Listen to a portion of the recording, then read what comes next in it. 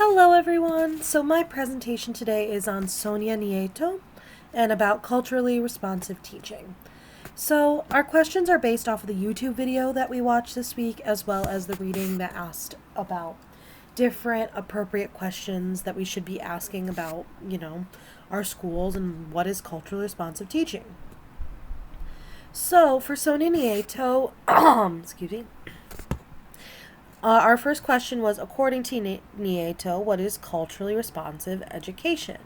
And she defined it as more of a mindset rather than a totally built out kind of lesson plan or curriculum.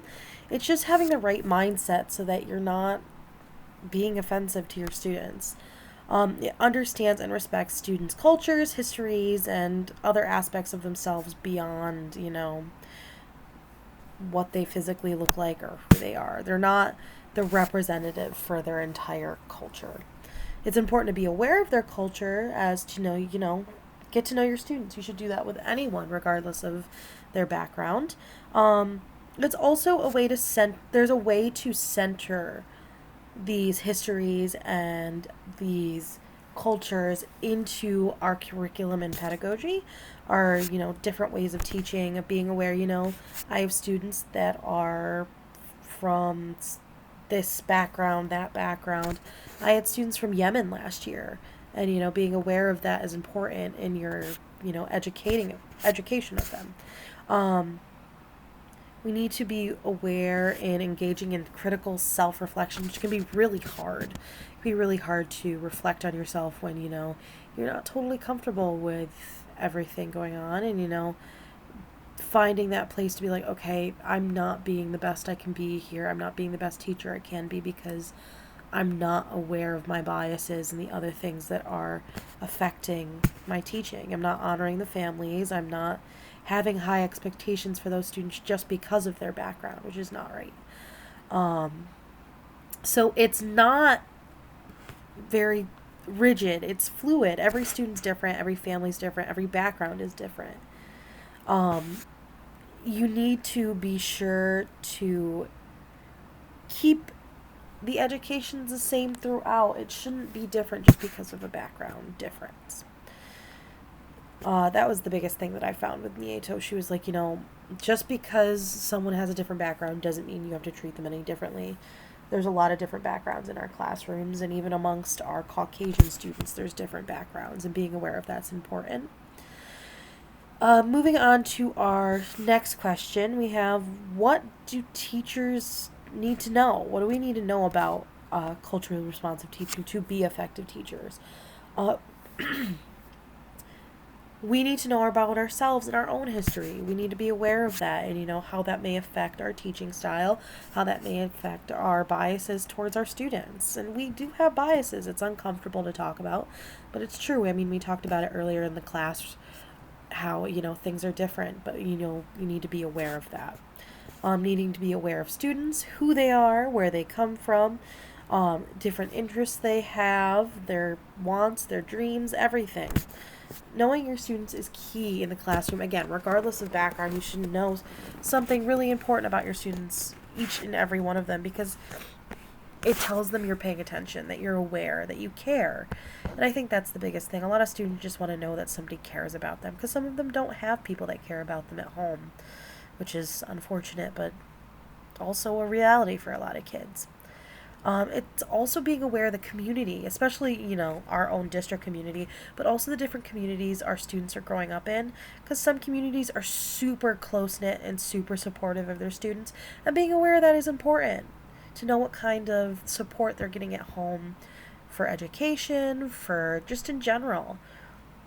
There's a lot of multicultural backgrounds that have a lot of importance in the community, so community aspect is like the most essential part for some people, so being aware of that is important. And I think, again, to come back to the idea is that you need to know your own things, your own biases, your own history, and how that can impact your classroom. Next, we have what are some of the basic concrete examples that teachers could do to be more culturally responsive? And I think this is a lot of what teachers look for. It's like, how can I do my job better? How can I do this? Because it might not be something that you always think about doing, which is unfortunate. But if you don't know what you don't know. So having some examples of ways to be better, I think, is important.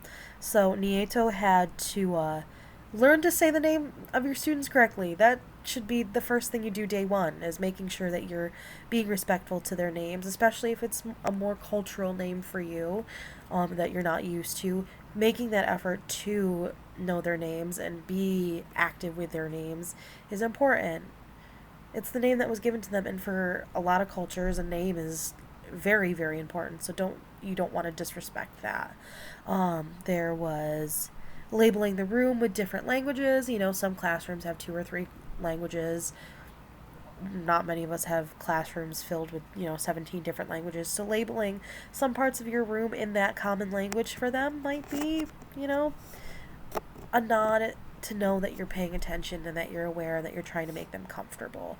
And I think that's the biggest thing for all of us, is making our room comfortable. So even if you can do that little thing, it could make a world of difference for them. Those are some of the easier ones. I mean, there is also having different literature that fits for your content area, but also fits for their culture. That's, again, an awareness piece of being like, okay, I see you and I want you to see that I'm paying attention and that I have stuff for you and to make you feel included. There's also some learning about the specific students you teach, which I feel like is a goal for all of us, is really trying to engage with each and every one of our students. It's harder some days than others. But making that extra step is important. Be parent outreach is really important, being aware of how you're affecting and communicating with the parents, because it's hard sometimes. Some of them don't know English, so making that extra effort, again, it's always making that effort to show that you're present and that you care and that you're not just letting them sit by the wayside, which is really important. There's even learning about learning another language. You can try to learn some pieces of their language. I'm not saying learn the whole language, but making the effort to at least try is important. So I think just some of those things, some of them are smaller than others, but some of them, it's just the little things a lot of the time to show that you're paying attention, that you care, I think. And I think that's like a really major aspect of it, is, showing that extra effort. And then last but certainly not least, we have what questions should teachers ask according to Nieto. So some of the questions she asked, and I thought they were really interesting.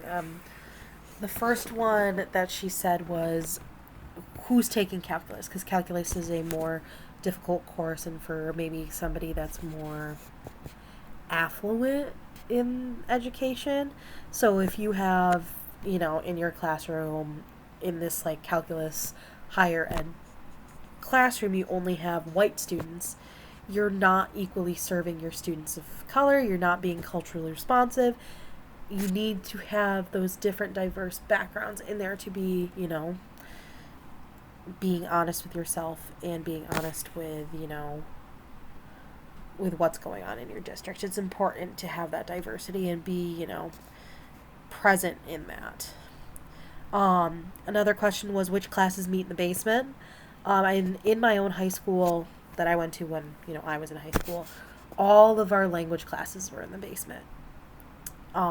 Which was always kind of strange. It was always like that part of the school. We had the gym, and then we had the language classrooms. That was all that was really in the basement. So that kind of says something.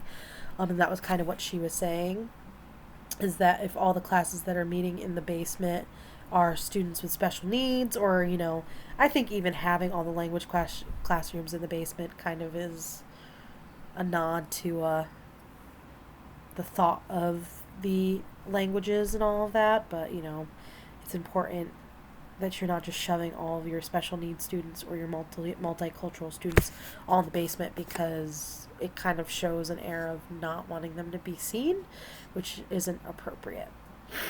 Another question is, who's teaching the children, teaching the students? A lot of the time they're hiring teachers that are more, how do I say, less experienced and not fitting the background of the students that are needed, you know? Most poor urban districts are most likely to hire teachers out of their field than, say, suburban or more white schools, I guess. I don't know if it's more suburban, middle class. They're not hiring teachers that are fitful for the education these students need, which just isn't fair. So asking those questions in our own districts is important so that we're avoiding that problem. And then the last question, I think it's the most important question, is how much are our children worth? Because at the end of the day, the children are our future, and if we're not investing in that and providing our kids with the best education that they can have, then that's the future we're preparing for ourselves. If we're not investing in our future, then we're not investing in a positive outcome for our kids. And I think that's really important, is to keep everyone's education fair and making sure that they're reaching their goals, because it's just not right to send these kids out into a world unprepared.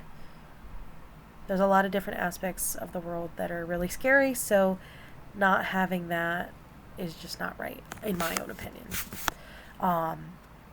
I think that covers everything. I thought Sonia Nieto had a lot of great aspects to her presentation and to her reading, and a lot of really great insights, and I really liked the questions part because it really did make me think of my own district that I currently work at, and there are things that we could work on and could do better. So I was really glad to read up on that and, get to that deeper thinking aspect of things. So I hope you enjoyed, and I hope you had some interesting things to say. Thank you so much.